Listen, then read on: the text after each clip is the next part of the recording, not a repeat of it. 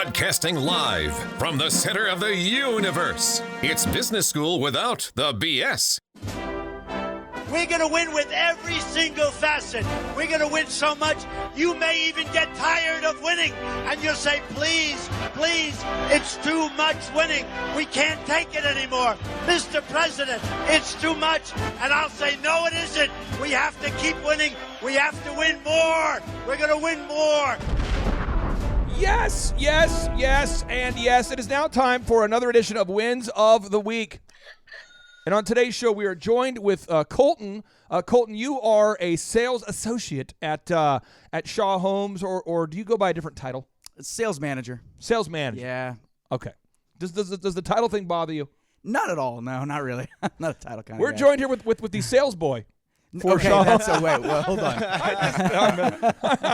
I'm messing with you. I actually was on a cruise, and I kept running into people that asked me what I do for a living. You know, that's kind of small talk on a cruise. I told one guy I'm an entrepreneur, and all of a sudden it became like a 45-minute conversation. Sure. Because I think everybody wants to be self-employed, Breck, you know. Right. And then another guy says, what do you do? And after like twice that happened, I started telling people I'm a pool boy. I'm serious. Yeah. And then they had no more questions. Right. So, all right. So I want to ask you, so you are a sales manager at Shaw Homes. Yep. And Aaron Antis, who's your boss, He is. sent me a text yesterday. I will read the text. He says, we've sold $9.8 million so far this month. Last year was $2.7 million, and we still have a week to go. He says, that's 362% growth. Just sold a few more. Shaw Homes is on pace this year, because January is the slowest month of the year, to do $170 million of sales this year. And when I first worked with them 4 years ago, we did $37 million of sales.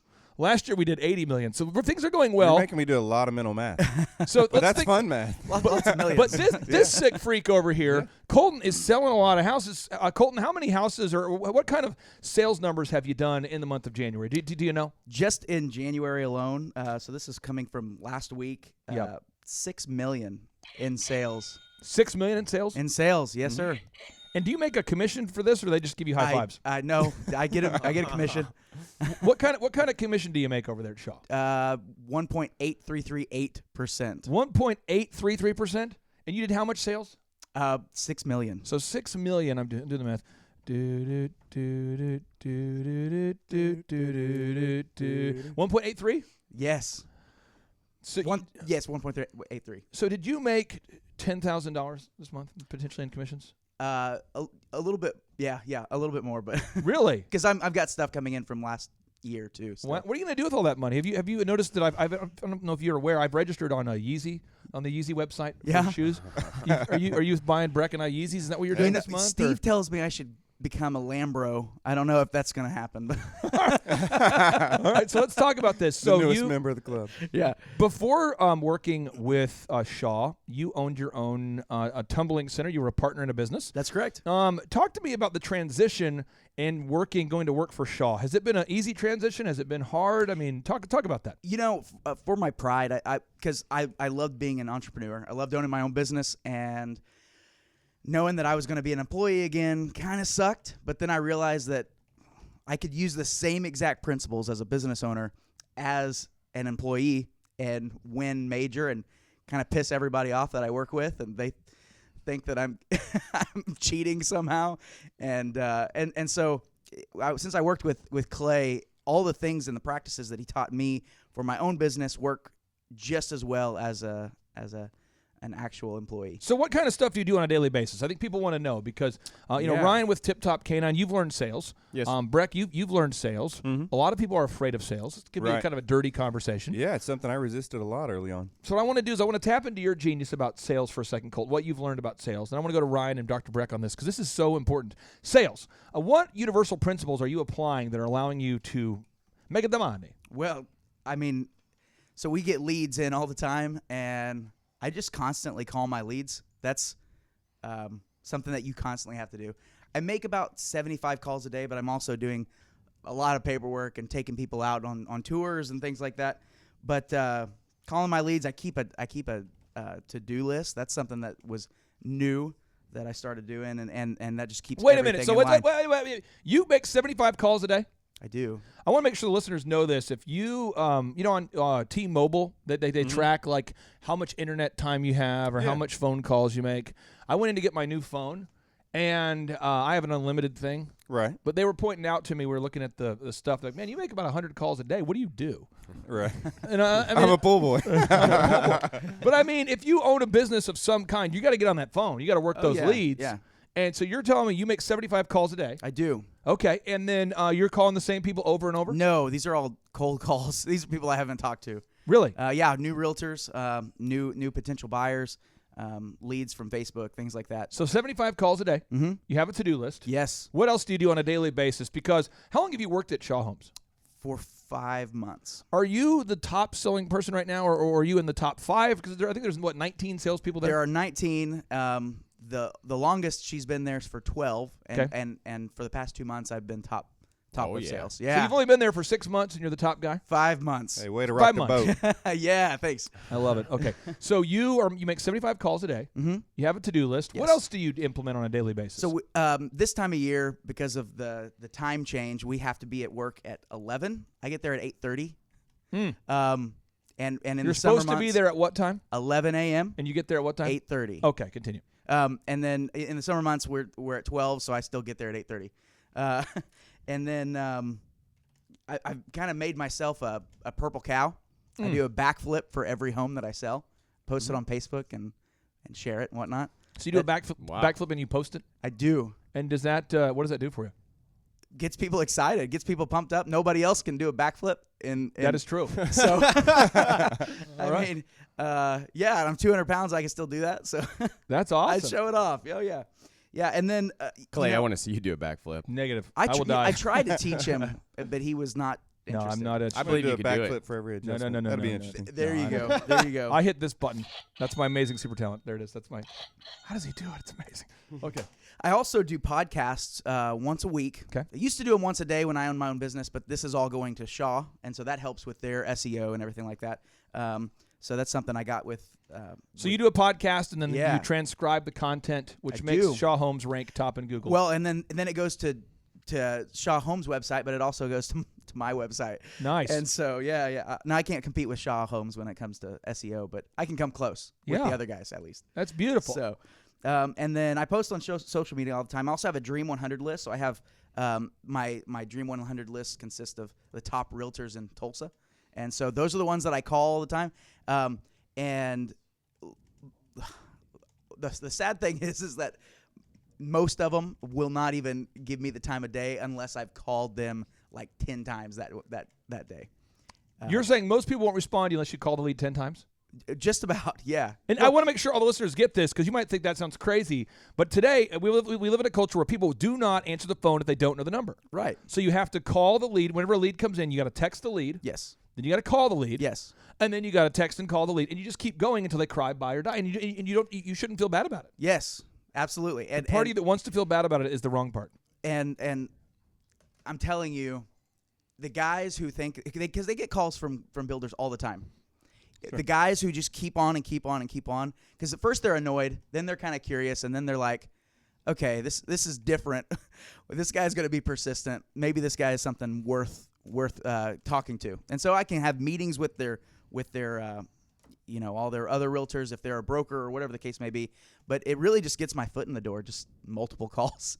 That is amazing. Yeah. That's amazing. Now, I want to go to you, Ryan. There's got to be somebody out there that is saying, when a lead comes in, I just want to call it one time. I don't want to overwhelm. I mean, they filled out the form on my website. Right. I don't want to wear them out. I don't want to take advantage of somebody. I don't want to pester them or whatever that wrong thinking is.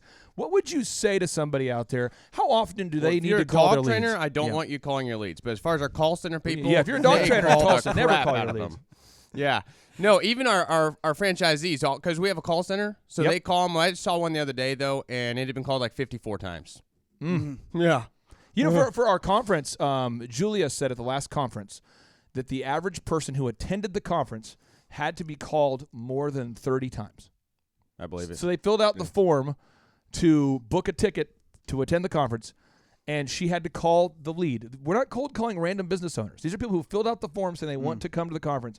She had to call them an average of 30 times. These are the people who are listening right now. Right. Don't make them have to call you 30 times. Well, the thing is, this is what happens is But it's real. most of our clients are doctors, dentists, lawyers, business owners, and they turn the phone off during the day, Right. and they go see patients during the day or train dogs, and they get back after their day's over. They sync up their phone to the Bluetooth, and they hop in their car, and before they drive, they look at their messages, and they go, I got 84 messages. Forget that. I'm just not going to call them back. That's what happens. Yeah. I mean, it gets a little crazy. But so, Ryan, you're saying you would advise everybody out there, except for the dog trainers, To call their Don't leads your multiple times. Yes. And also, we do like a after 6 or 7 p.m. call, and we get some good results with that if we've called and texted multiple times during the day already. And again, Colton, the month of January is the slowest month of the year for home sales. That's correct. And last year at this time, Shaw Homes did $2.7 million of home sales. And so far this month, not factoring in today, Shaw Homes has sold $9.8 million. That's correct. Of homes, which is a growth of 362%, which puts us at pace, if we continue this, to grow into a $200 million company this year. It blows my mind. It's huge. It makes me want to hit this button. Big numbers. And so if you're out there today and you feel like, you know what, I wish I was growing by 362%, don't think that success is for other people. Ryan, you and I first met because you were listening to the Profit First podcast. Yep, Mike Michalowicz. Who we have on the show next week, I believe. I think you and I are going to be interviewing him. Super excited for that. And he wrote the book called Profit First, a great show, a great book, a great podcaster. And you, I think when you heard the interview with me, you thought, this guy's in Tulsa. I'm in Tulsa. Or what was going through your mind when you heard that interview? Well, first off, the interview, it was the power of no is what you're talking about. Saying no to everything. I was like, dear God, this man says no to everything. Right? And then you were talking about business coaching, and I was like, man, I need a business coach. That sounds like he's helping a lot of people. And then I actually looked up your website, and that's when I found out you're in Tulsa. And I was like, what the heck? So then I called and scheduled. That's pretty awesome. Yeah. But we were right in the same city. Didn't even know each other. Didn't have no idea. Okay, Dr. Breck, you're a chiropractor. I am. So for the listeners out there that don't know your story, Right. How much have you grown in the past 3 years? Oh, goodness. We've come up about 200%. Shunda. Now, you had been a chiropractor for how many years before meeting Mr. Tim Redmond? Well, I've been a chiropractor now in practice for myself about 16 years. And so at that point, we were about 14 years. We've been working together for just over 2 years now. That is amazing. So what would you say to the chiropractors, the dentists, the doctors, the lawyers, people out there that are professionals? Right. I would argue that Ryan is a professional, but you know, the white-collar professional, you went to college for a very long time. And how many years did you go to college? Oh, goodness. A long time. I was actually able to get it done in about 7. So in 7 years, the people out there who've been to college for 7 years typically say, I don't want to call my leads. They typically say that. They go, if someone fills out my form, I'm a doctor. We're not gonna call our leads twice. No, we're gonna call it once, and then we're gonna be unreachable because we're doctors. Right. If they want to work with us, we are. What would you say to somebody out there who's adverse to calling those leads? It simply does not work the way you think it, quote unquote, should work. The business principles that you teach are factual principles across the board, whatever industry. And so, this idea that, I'm a lawyer, I'm a doctor, that, the people need my services, so they're just going to come beating down my door is just a false narrative. And so until you deal with that and actually want to deal with reality, you're going to have to call your leads. You're saying we have to call our leads? Absolutely. Somebody out there is saying, I don't get it. Right. And it may not be you personally, the doctor, the lawyer, because you're busy seeing your clients, your patients, but someone on your staff has to be calling your leads. Can I share with you a story that really pissed me off this week? Please do. And if you're the listener who caused this show's going to come out probably in like April, so you won't be able to guess who you are. But this person, we won't mention what their gender is or what their profession is. Okay. But Julia, we have about between 50 and 100 people a week that reach out for one-on-one coaching, and we have 160 spots. Right. So this just in, we're booked out, okay, most of the time. But if we have somebody like Body Central who's selling her business, or let's go with Peak Medical Tech who sells their business, that creates an opening. Right. And that's cool. That's great. We're excited. So she'll book an appointment. And she booked an appointment. It was like, I don't know, Saturday at a specific time. So I've blocked out time in my schedule because she's gone through 100 people, let's say, 50 people to book one appointment. So she books that one appointment. Remember, she's only booking like 3 or 4 appointments a week out of these hundreds of people. She's vetting them. Right. So I get it. I call this person at the specific time. True story. God is my witness. This blows my mind. He doesn't answer the phone. So I call back immediately again because that's what I do. And he doesn't pick up. Goes direct to his voicemail. So I text. I call. I text. I call. And then he goes, what? That's how with the phone rings. And he answers, what? And I said, this is Clay Clark with the Thrive Time Show right here in beautiful Tulsa, Oklahoma. How are you? And he says, Guy, you must be desperate for sales. And I said, I blocked it out, shunned up. Let it go. Because I wanted to say some stuff, but instead I'm sure. I'm amazed at your self-control. I said, so what kind of business are you in? And he tells me. And then he proceeds. He says, man, I don't have time to listen to a sales pitch, okay? Right now, I need to focus on sales. I need to increase my sales. And I'm thinking, you're right here on the threshold of learning how to make more sales. Right. But I don't know if that's pride or if it's whatever. But I got a theory on that. Okay. So my guess is this guy is not in a good position in his business. That's true. He's struggling. He's desperate for sales. He's desperate for sales. But in our practice, it's the principle of hurting people who want to hurt others. And so he's just hurting, and so he's lashing out at you. It's so interesting because he says, and then as we get through the call, I block out a half hour for this. As we get into about minute 20, 21, he apologizes for his tone. He says he forgot about the appointment, and he wants to know if we can help him. Yeah. And so tactfully, I explained to him, you're not a good fit. But, like, it's so interesting how he was offended that I called him. And I'm not exaggerating. I probably called the guy, 10 times, text him 7 times within like 10 minutes. And it was like a machine gun, And I didn't feel bad about it, but it's like when you fill out the form, we got to call you like that. And Colton, I want to get your final take on this here. Yeah. When somebody reaches out to you and they fill out the form. Now, you're not filling out their form. They're filling out your form at Shaw Homes. They filled out the form. They're saying they need help. And when they fill out the form and they have an appointment booked with you to do a home tour, and they miss that appointment. So you blocked out time on usually like a Saturday, right, or a Friday night, or a Thursday night, or what time are most of your appointments? These tours, 9 a.m. to 5 a.m. And you block out 5 2. PM. You block out 2 hours for these home tours. So when somebody Sometimes misses longer. the appointment that they have set with you, do you do the machine gun approach? I mean, do you just light up those leads? I mean, how did you call them over and over? Do you call them once? What do you do? I call them over and over, about, like you said, about 10 times, and then I send them a text and I say, like a joking way, "Hey, I've called all the hospitals. You guys okay? I'm trying to figure out where you're at." You don't feel bad about it? No, of course not. But somebody out there feels bad, and that's why you got to quit listening to this show. Feel bad for them wasting your time? No. Jill Donovan explained our show. She told me she's the founder of Rustic Cuff. She I was said, in Clay, her shop yesterday. Were you? I was with my wife. Oh, Yeah. okay. Yeah. So no surprise. No surprise. Yeah, I didn't ruin anything. Well, Jill was explaining to me. She said, "Clay, your show's like bad milk." She's like, you want to smell it to see if it's what it is. She goes, for some reason you want to smell it, and then once you know it's bad, you want to put it. You want to kind of smell it one more time just to make sure it's bad. And I said, I can't relate to that exactly. But she says, but your show is so it's like a polarizing thing. And if you're an entrepreneur and you feel called to be self-employed, or you get it, you'll love the show. Yeah. But if not, it's the wrong show for you. Yeah. But I think there's some people out there, for whatever reason, they want to listen to the show. And this is the emails we get all the time. They say, can you have more real business owners on the show with you? Because I can't relate to Wolfgang Puck as much because he's super successful, or John Maxwell. Could you get some real people?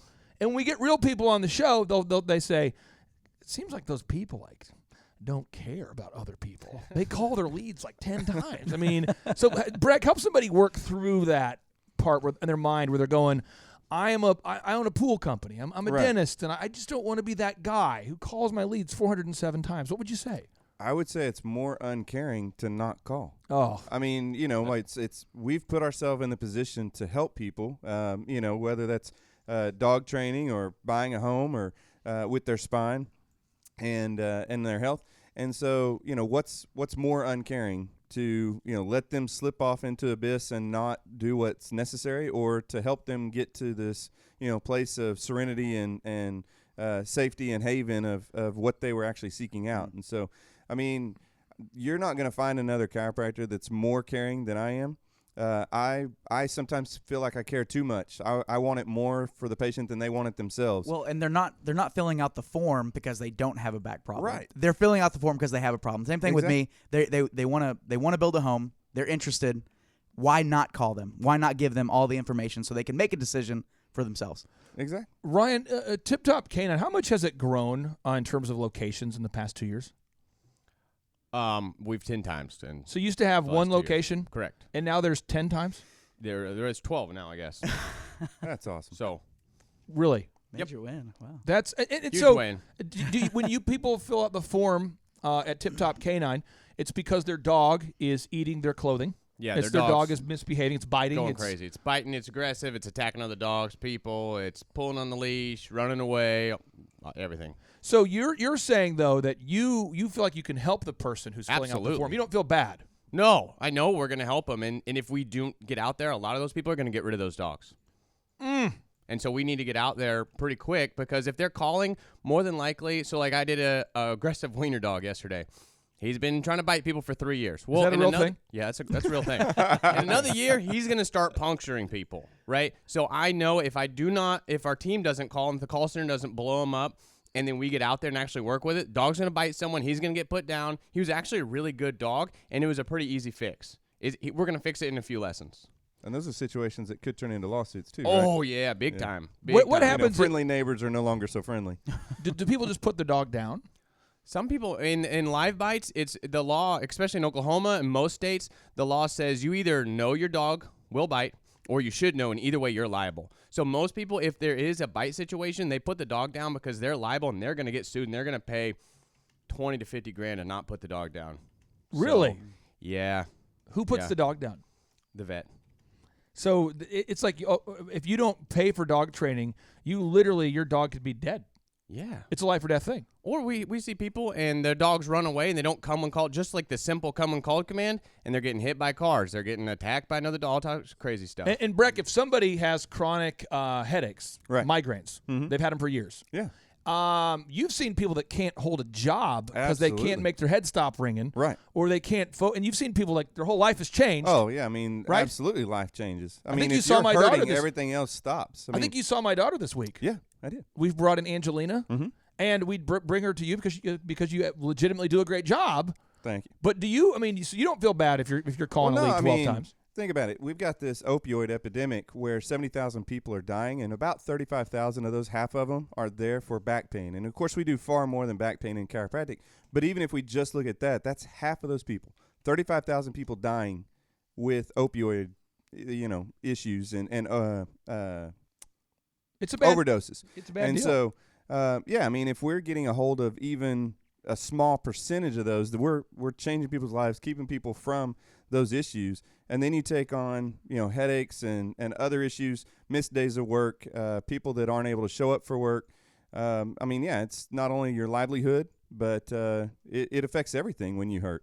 So, again, you feel like you're helping people, therefore you don't feel bad to call people 12 times. I do not. You don't feel bad, Ryan, because you're no, helping not people. At all. And at Shaw Homes, you got people, and this is a true thing. In Oklahoma, we're in a state where you don't have to have a license to build houses. That's correct. And so what happens? Well, and I'll tell you this. I like when there's lack of regulation. Because that's why Texas and Oklahoma and a lot of states grow, because it's easier to do business here. Right. But the flip side of that is that when there is no regulation, you have a lot of shady people that hop into the game, they hop into the industry, and they can build some crazy houses. I mean, houses that are not safe, houses that are way over budget, houses that don't get done on time. And so do you feel bad when you call somebody knowing that they might be going to the competition who does a terrible job? Absolutely not. No way. And then tell us legitimately, there's about 4 home builders that do what Shaw Homes does, where you build a high-quality house at an affordable price in a neighborhood. There's about 4 that I would tell, if somebody I knew was going to use them, I would say that's a good choice. There's about 4 builders in Tulsa. I think Shaw Homes has been around the longest. They're the largest. Their pricing tends to be the most affordable. They have the most reviews. There's a lot of reasons to use them, but there are legitimately about 4 good builders in Tulsa that I wouldn't feel bad if you used. But there are about 40 that are just bad. Yeah, some guy's name that you never heard of, and then a few years later he changes the name of the company again. So he's still doing the same thing. So capstone thought here again. I'll make sure they're supposed to. Right. I'll make sure everybody gets this. Shaw Homes used last January of 2019, they did $2.7 million of sales. January of 2020, they've done $9.8 million of sales. They're up 362% so far this year. Tip Top Canine has grown the size of the business in terms of locations. You guys have grown 12 times the size in the last couple years. Dr. Breck has doubled his profits. And all 3 of these people are telling you, call your leads. And the only person telling you not to call your leads, now please don't make me the cause of fighting at home. But you're probably married to somebody who's a beta, is my thought. Usually. So if you're the aggressive person, like say you're a woman listening right now and you're the aggressive person, your husband's probably a beta. You probably married your opposite. And they're probably saying, I don't know if we should call him that much. And they've never listened to my show, and they don't know who I am, and they watch TED Talks and stuff. And so you're going to have to somehow stop listening to people who are wrong. And I hope you're not married to them, but if you are, we'll work through that on another show. But you might have a friend that you network with in the networking community in town who might be wrong. Right. Breck, you might have a colleague at the Chiropractic Association who's wrong. Well, and I even think about your own internal, your self-talk. And so, you've got a will and you've got feelings and you've got these different things that go on. But, who's in charge? To me, if you're operating strictly on your feelings, because feelings change and they can change in a moment, it's kind of like letting the tail lead the dog. The tail's wagging the dog, not the dog wagging the tail. And so you've got to get things in priority order, and, your own will determines. And so sometimes you just have to hush your own self-talk to say, no, this is what has to happen, whether I feel it or not. I'm not feeling my best. Let me just, clock it in and phone it in today. No, you've got to override that feeling and bring your best each and every day. And if you start counting your no's and take points on the no's that you get, and then see how many no's it takes to get to a yes. Yeah, build that momentum. Exactly. That's what we do at Shaw Homes, is that try to get as many no's as you can, because how many no's you get will give you a number for how many no's yeses. Equals a yes at Shaw Homes. I found that in my life and just businesses I work in, it seems like we have to get about 100 no's for every yes. How many no's do you need to get? That's about right. That's about right. For cold calls and things like that, people who are just searching our website. But when they actually fill out a form, depending on the sales manager, they're usually pretty invested and ready to go. I love today's show. Yeah. And if you're out there listening, call your leads until they cry, buy, or die. Until they cry, buy, or die. You might say, why? Because it works. So call your leads until they cry, buy, or die. Now, without any further ado, we like to end each and every show with a boom. So here we go. 3, 2, 1, boom. All right, we're here for just a little bonus time, just you and me. Sometimes people like you want to know the rest of the story. You want to know, okay, that's cool. I love that we've listened to an employee on the Shaw Homes team. That is great. Thank you. But I want to know the rest of the story. I want to know everything that you guys have done for Shaw Homes to help them grow at such a viral rate. And so we sat down with Aaron Antis, who is the marketing director for Shaw Homes and my point of contact that I deal with on a daily basis with Shaw Homes. And we asked him about all of the things he's implemented, what his coaching relationship has been like with me. And if you've already heard this testimonial or this interview or this story, please feel free to not listen to it again if you don't want to. But I would encourage you that if you have already heard this interview with Aaron Antis, that you would hear it again now for the first time. You would hear it now again while taking notes, that you would hear it now again while thinking about what are the practical action steps that I can apply to my own business as a result of this success story. And now, without any further ado, my interview with Aaron Antis, the marketing director of Shaw Homes, who's sold almost $1 billion of homes throughout his career. And this interview takes place during our Monday morning meeting. We brought him in as a guest to share with the team about the wins that Shaw Homes has been experiencing in the past 4 years. Hi, I'm Aaron Antis with Shaw Homes. I first heard about Clay through a mortgage lender here in town who had told me what a great job he had been doing for them, and I actually noticed he was driving a Lamborghini all of a sudden, so I was willing to listen. In my career, I've sold a little over $800 million in real estate. So honestly, I thought I kind of knew everything about marketing and homes. And then I met Clay, and my perception of what I knew and what I could do definitely changed. After doing $800 million in sales over a 15-year career, I really thought I knew what I was doing. I've been managing a large team of salespeople for the last 10 years here with Shaw Homes. And I mean, we've been a company that's been in business for 35 years. We've become one of the largest builders in the Tulsa area, and that was without Clay. So when I came to know Clay, I really thought, man, there's not much more I need to know, but I'm willing to listen. The interesting thing is our internet leads from our website has actually, in a 4-month period of time, has gone from somewhere around 10 to 15 leads in a month to 180 internet leads in a month. Just from the few things that he's shown us how to implement that I honestly probably never would have come up with on my own. So I got a lot of good things to say about the system that Clay put in place with us, and it's just been an incredible experience. I am very glad that we met and had the opportunity to work with Clay. So the interaction with the team and with Clay on a weekly basis is honestly very enlightening. One of the things that I love about Clay's perspective on things is that he doesn't come from my industry. He's not somebody who's in the home building industry. I've listened to all the experts in my field. Our company has paid for me to go to seminars, international builder shows, all kinds of places where I've had the opportunity to learn from the experts in my industry.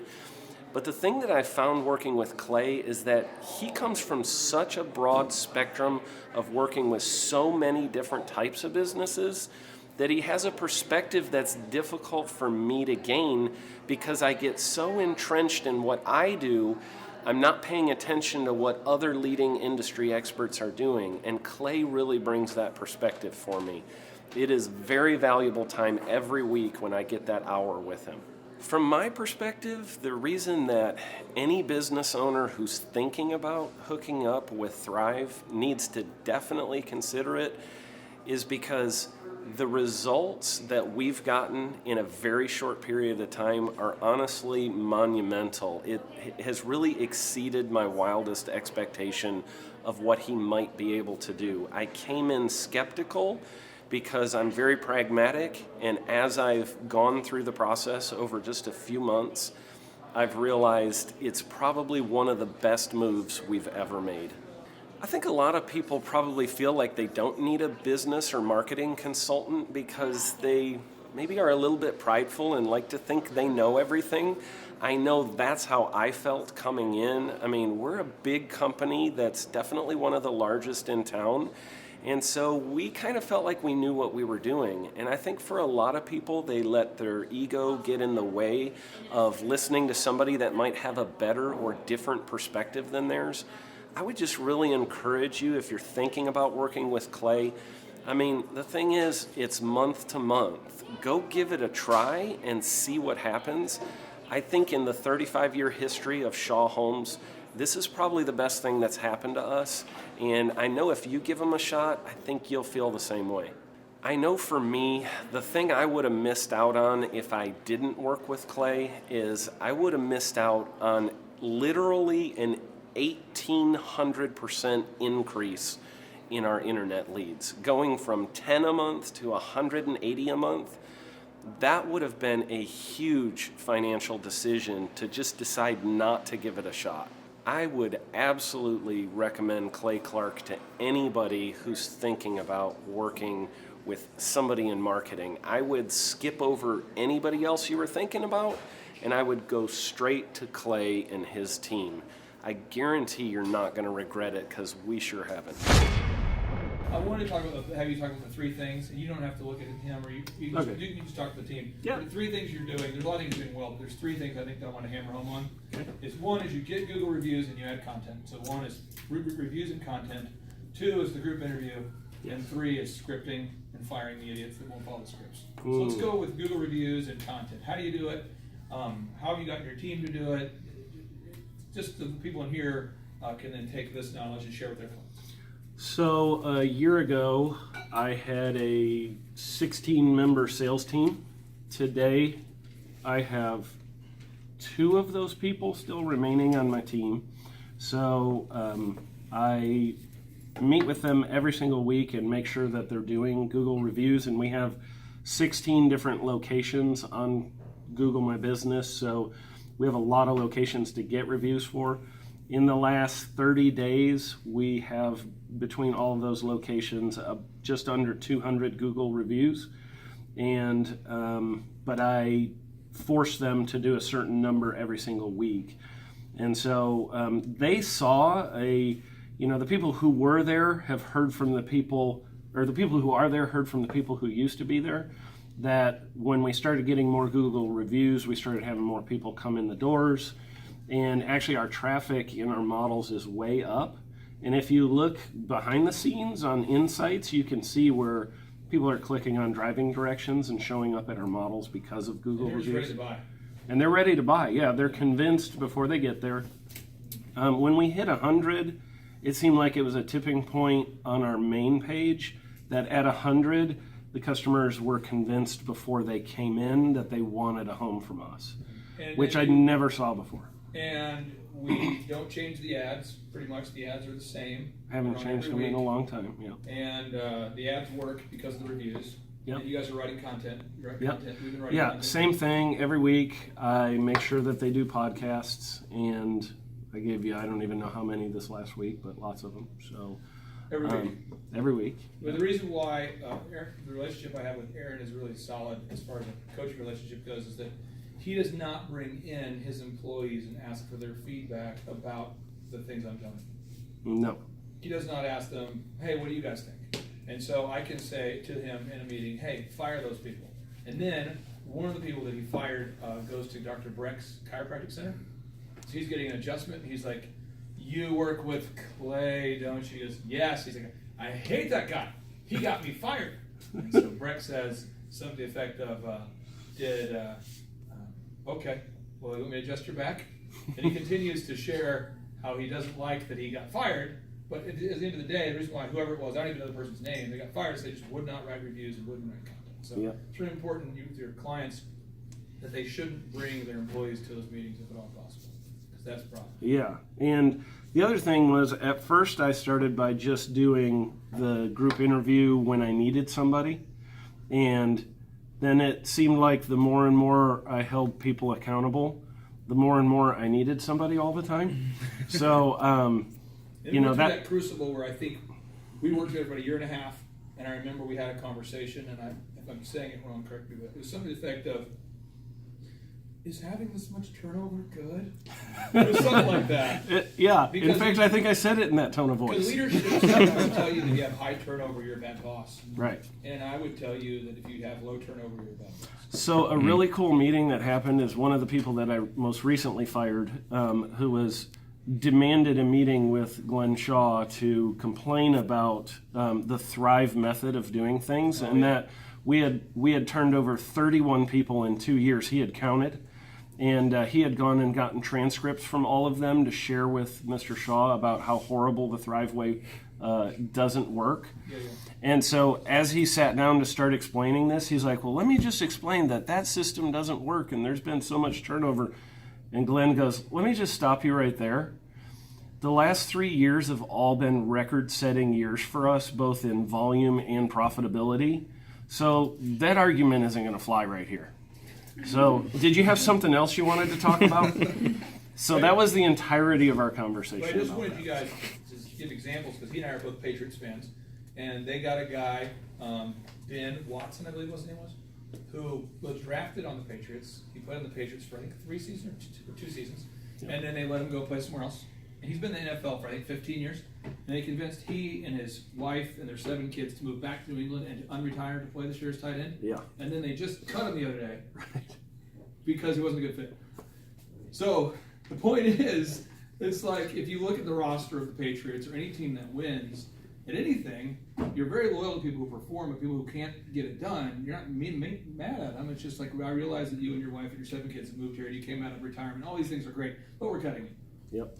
Because you're not performing within the system. Mm-hmm. And the whole goal of a business is to grow the business. The goal of the business is not to create a fun camp environment for the employees to hang out. This Does is that so make sense? true. Yeah. So it's very different though but if you hadn't cut those people, we couldn't do it. Now you have a great team. Yeah. I think a lot of them have been there now 6 months or a year. We're starting to get it. And then those people should stick around for years. Yeah, and like 50 people a week keep coming, looking, and everybody wants to work at our company, and it's pretty awesome. So let's recap though. Group interviews every week. Yep. How many candidates do you have every week that are showing up at this point? I mean, we get like 50-ish I think we had per week. 71 RSVP. Yeah, I mean, yeah, we had 70-something, but like 50 show up. Yep. And then that's out of like 120 to 130 that apply every week. And at last week's batch, we probably had 8 people, maybe 9 people, Mm-hmm. that I think would be a great fit for Shaw. Yep. But it's because they want it, not because they have experience selling houses. Yep. So it's about 8 or 9 from last week. And then content, you're getting that every week. Reviews, you're getting every week. You're not changing your ads every week. I'm going to throw one more thing in here that you didn't ask about, but that was really relevant for me. And that is, I feel like what we do is super specialized. When I first came in here, I was like, but you don't understand, our business is different. I know you guys have all heard this, right? You don't understand, our business is different. This is so specialized. There's so much training that needs to go into this. And I never in a million years thought that I could get people to like sell homes right away that hadn't been here for a year going through intensive training. And the interesting part of it is we just hired a couple of people who have never done this, don't know what they're doing, plugged them into the system. One of them did 1.5 million in sales his first 30 days, which is just nuts. And he's never done this before. The other one was like 1.2 million in 30 days. And we've sold with tons of brand new people. By the way, while I was out of town in Alaska for 2 weeks, we sold in 60 days, we sold 46 houses. So kind of crazy with all brand new people. And then the scripting we have going on, starting this week, I think you guys are bringing by workstations. Yep. And then we'll hire 2 people that'll work in this building, but just calling just for you, for your leads all the time. Yep. And the scripting, can you explain how the scripting has fixed things too? Now there's a script for everything. Yeah, so that was the part about like them having to be like so proficient in what we do. I thought they needed to know everything about the entire company and all the massive amounts of data and charts and stuff we have. But interestingly, if I just give them 4 things they need to talk about in each home on a 1 sheet, and then what we call the path, which explains how to buy a home, and I literally make them read the bullet points while pointing to each bullet point on this chart, the customer completely understands how to buy a home from us. And then we created what we call the John Kelly method of pricing out the customer, thanks to John, kudos, for the pricing out of the home, which was like the most complicated part because you needed to know everything about how a home is built. Well, you no longer do. It's just literally a PowerPoint where they read what's on every slide as they go through this slideshow. And it literally asks them the question, do you want this or this?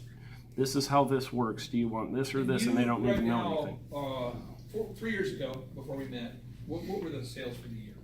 Because you'd already sold $800 million of houses before. Yeah, that year, I want to say we were at 36 million. And what are we at right now so far? Today we are at 62 million. And then we're going to end the year, unless we suck. I think we'll be at 80 million this year. Wow. by the end of the Now, year. one thought for you: when you sell a house, you make a profit of about 6%. The company makes. That's net after all expenses. Although that number is up, we're probably going to be at about 8.5% this year. So if a house is $300,000, the average house, and the profit was 10%, which is not, that would be $30,000. So it's 8%. It'd be $24,000. So $24,000 of profit per house you sell. Yep. And then I make $2,000 per month. That's what I charge you. Yep. Or $1,700. We are $2,500. Okay, because you're exclusive for houses. Yep. Yeah, Yep. okay. So good. So he pays $2,500. Yep. So if he sells one house, he paid for me for the year. Yep. And you usually sell a house a week, which means I pay for myself for the year every week. I'm pretty sure out of the extra $8.2 million this year, we can afford you. Which is why I have the Yeezys. I did the math. I had our accounting department look at that real close. Aaron's going to be auto shipping us all Yeezys. Mm. Statement of faith. Yeah. Yeah. But no, anybody have any questions for Aaron? Because Shaw, this is an example of what the relationship should look like after 3 years. Does anybody have any questions for a real life win? I have a question. Yeah. So for you coming in with the mindset of we're unique, we're different, how was it? What did Clay do? How did he get you to think differently about your business? He mocked me with humor, and repeatedly, over and over again, and told me different stories of other examples from other industries, and I definitely had a pain threshold there that I was willing to at least look at it. I think I believed half of what he told me at the beginning and thought, prove it to me on the other half. And so as I started to get wins in certain areas, like the Google review thing really gave us wins, and then the no-brainer gave us a bunch of wins, and we started getting a lot more leads coming in.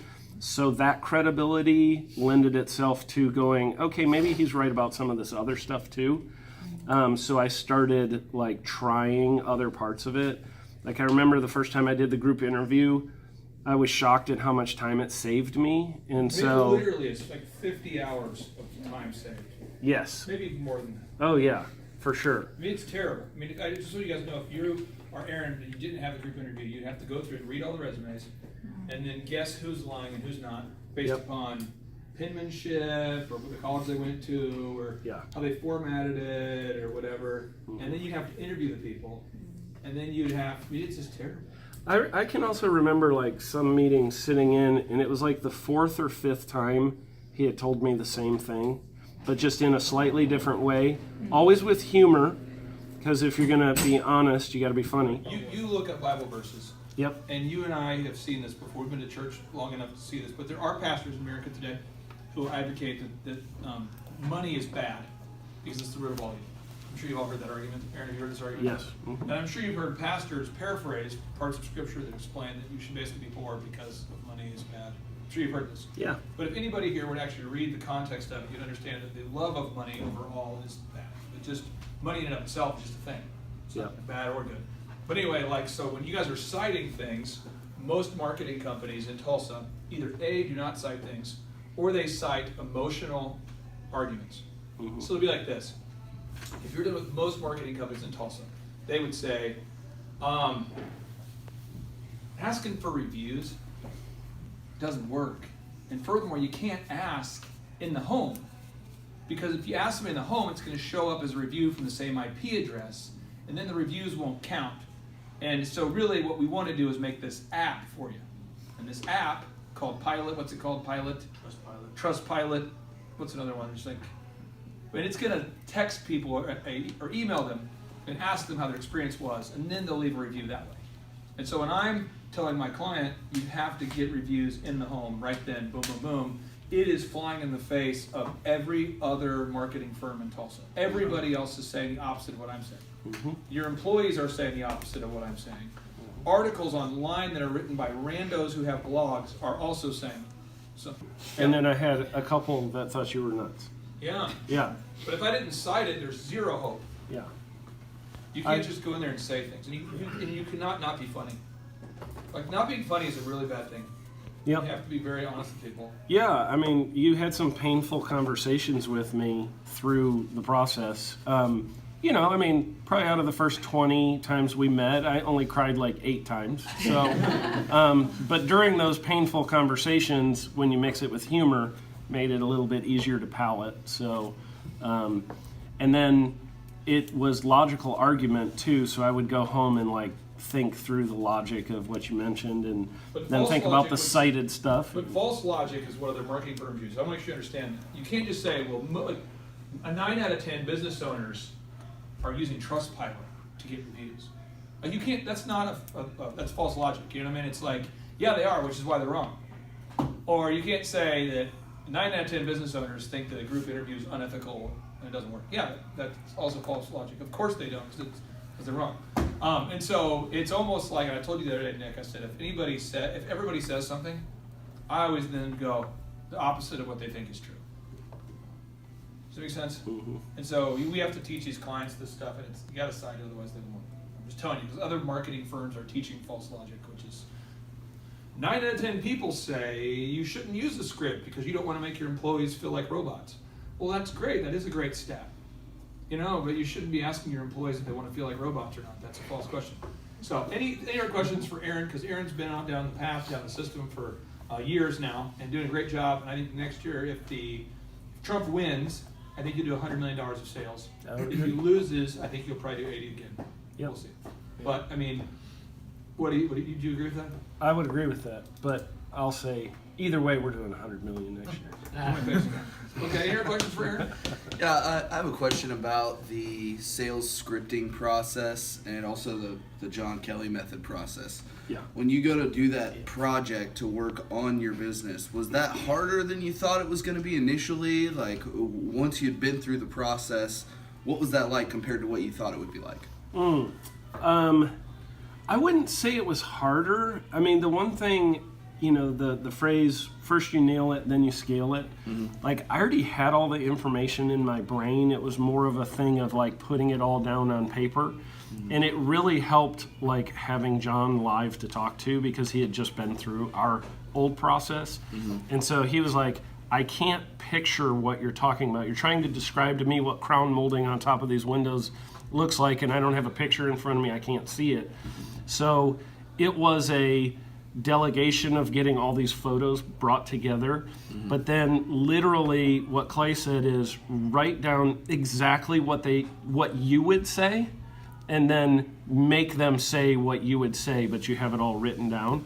And so that part was pretty easy, although it took a little bit of time.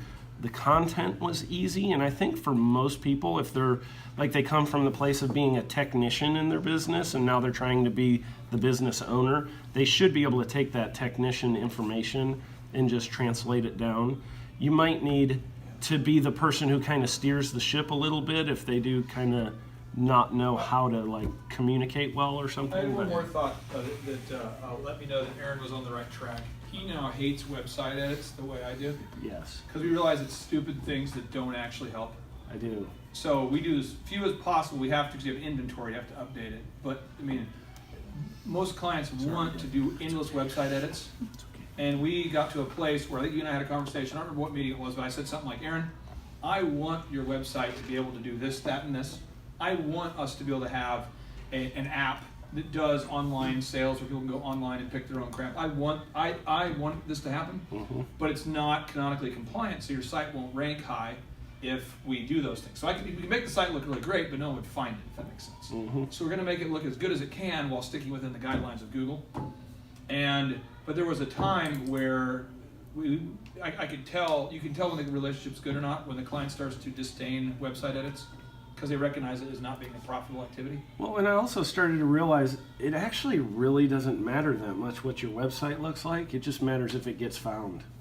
I mean, and then what your no-brainer is. Like, those are the things that really matter. You put Lucky Orange on your site. Where do people spend their time on your site? They only go to, we had all these different things they could go do, and we found out of like the 10 things they could do, they only looked at move-in ready available homes and the photo gallery, and that was it.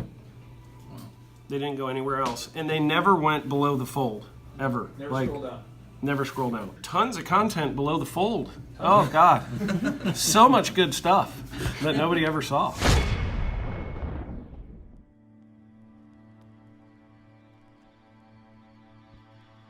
There have always been people who don't believe.